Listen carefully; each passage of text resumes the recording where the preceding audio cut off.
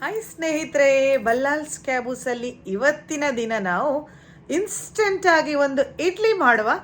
ಈ ಇಡ್ಲಿ ಇನ್ಸ್ಟೆಂಟ್ ಯಾಕಾಗಿದೆ ಅಂತ ಹೇಳಿದರೆ, ಇದರಲ್ಲಿ ನಾವು ಏನು ಬೇಳೆಯನ್ನು ಯೂಸ್ ಮಾಡ್ತಾ ಇಲ್ಲ, ಅಕ್ಕಿಯನ್ನು ತೊಳಿಲಿಕ್ಕಿಲ್ಲ, ನೆನೆಸ್ಲಿಕ್ಕಿಲ್ಲ, ಗ್ರೈಂಡ್ ಮಾಡಲಿಕ್ಕಿಲ್ಲ.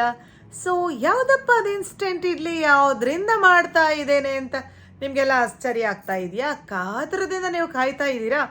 ಸೊ ಇವತ್ತು ನಾವು ಬ್ರೆಡ್ನ ಮಸಾಲ ಇಡ್ಲಿಯನ್ನು ಮಾಡುವ ತುಂಬ ಒಂದು ಡಿಫ್ರೆಂಟಾಗಿ ಟ್ರೈ ಮಾಡಿದ್ದೇನೆ. ಸೊ ಈ ರೆಸಿಪಿ ನಿಮ್ಗೆ ಇಷ್ಟ ಆದರೆ ಲೈಕ್ ಕೊಟ್ಟು ಬಲ್ಲಾಲ್ಸ್ ಕ್ಯಾಬೂಸನ್ನು ಇನ್ನೂ ಸಬ್ಸ್ಕ್ರೈಬ್ ಮಾಡ್ಕೊಂಡಿದ್ರೆ ಸಬ್ಸ್ಕ್ರೈಬ್ ಮಾಡಿಕೊಂಡು ಸೈಡಲ್ಲಿರುವ ಬೆಲ್ ಐಕನನ್ನು ಪ್ರೆಸ್ ಮಾಡಿ ಪ್ಲೀಸ್. ಇಲ್ಲಿ ನಾನು ಮೀಡಿಯಮ್ ಗಾತ್ರದ 6 ಬಟಾಟೆಯನ್ನು ಬೇಯಿಸಿಟ್ಕೊಂಡಿದ್ದೇನೆ. ಸಿಪ್ಪೆ ತೆಗೆದು ಚೆನ್ನಾಗಿ ಅದನ್ನು ಪುಡಿ ಮಾಡ್ಕೊಳ್ಳುವ, ಸ್ಮ್ಯಾಶ್ ಮಾಡ್ಕೊಳ್ಳುವ. ನಾನಿಲ್ಲಿ ಒಂದು ಲೋಟದ ಸಹಾಯದಿಂದ ಮಾಡ್ಕೊಳ್ತಾ ಇದ್ದೇನೆ.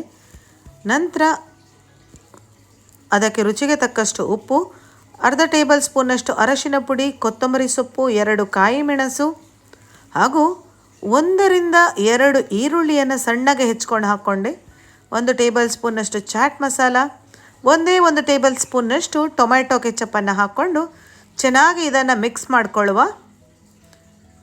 ಯಾವುದೇ ತರಾತುರಿ ಇಲ್ಲದೆ ಆರಾಮಾಗಿ ಮಾಡಿಕೊಳ್ಳುವಂತಹ ಒಂದು ಇನ್ಸ್ಟೆಂಟ್ ಬ್ರೇಕ್ಫಾಸ್ಟ್ ಅದು ಈಗ ರೆಡಿಯಾಗಿದೆ. ಇಲ್ಲಿ 1 ಬೌಲ್ನಷ್ಟು ಹಂಗ ಕರಡನ್ನು ತೆಗೆದುಕೊಂಡು ಅರ್ಧ ಟೇಬಲ್ ಸ್ಪೂನ್ ಚಿಲ್ಲಿ ಫ್ಲೇಕ್ಸ್, ಕೊತ್ತಂಬರಿ ಸೊಪ್ಪು ಹಾಗೂ ರುಚಿಗೆ ತಕ್ಕಷ್ಟು ಉಪ್ಪನ್ನು ಹಾಕ್ಕೊಂಡು ಮಿಕ್ಸ್ ಮಾಡಿಕೊಂಡೆ. ಅರ್ಧ ಗಂಟೆ ಆ ಮೊಸರನ್ನೊಂದು ಬಟ್ಟೆಯಲ್ಲಿ ಕಟ್ಟಿ ಇಟ್ಕೊಂಡಿದ್ದೆ, ಹಾಗಾಗಿ ಎಕ್ಸೆಸ್ ವಾಟರೆಲ್ಲ ಸಪ್ರೇಟ್ ಆಗಿದೆ. ನಂತರ ಈ ಥರ ಬ್ರೆಡ್ ಸ್ಲೈಸನ್ನು ತೆಗೆದುಕೊಂಡು ಒಂದು ಲೋಟದ ಸಹಾಯದಿಂದ ಎಜಸ್ಗಳನ್ನು ಸಪ್ರೇಟ್ ಮಾಡಿಕೊಂಡು ವೃತ್ತಾಕಾರದಲ್ಲಿ ಅದನ್ನು ಕಟ್ ಮಾಡಿಕೊಳ್ಳುವಂಥದ್ದು. ಸ್ನೇಹಿತರೆ, ಇಡ್ಲಿಯ ಒಂದು ಶೇಪಲ್ಲೇ ಇರಲಿ ಅನ್ನೋ ಕಾರಣದಿಂದ ಹೀಗೆ ಮಾಡ್ಕೊಳ್ತಾ ಇದ್ದೇನೆ. ಈ ಥರ ಮಾಡಿಟ್ಟಂತಹ ಬ್ರೆಡ್ನ ಒಂದು ಭಾಗಕ್ಕೆ ನಾವೀಗಾಗಲೇ ರೆಡಿ ಮಾಡಿಟ್ಟಂತಹ ಬಟಾಟೆಯ ಒಂದು ಮಿಕ್ಸ್ಚರನ್ನು ಅಪ್ಲೈ ಮಾಡ್ತಾ ಇದ್ದೇನೆ. ಇಟ್ಸ್ ನಾಟ್ ಅ ಸ್ಟಫ್ ಮಾಡ್ತಾ ಇಲ್ಲ, ನಾವು ಜಸ್ಟ್ ಸ್ಪ್ರೆಡ್ ಮಾಡ್ತಾ ಇದ್ದೇವೆ.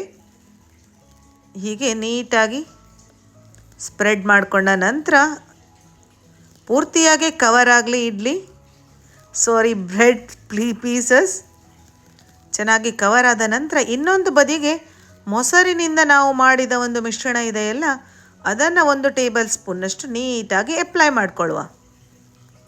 ಈ ಇಡ್ಲಿ ತಿನ್ನಬೇಕಾದ್ರೆ ಟೊಮ್ಯಾಟೊ ಕೆಚಪ್ ಒಂದು ಸಾಕು. ಅದು ಅಲ್ಲದೆ ಇಲ್ಲ ಅಂತ ಹೇಳುವವರು ಹಾಗೇ ಇಡ್ಲಿಯನ್ನು ಟೇಸ್ಟ್ ಮಾಡ್ಕೊಳ್ಬಹುದು.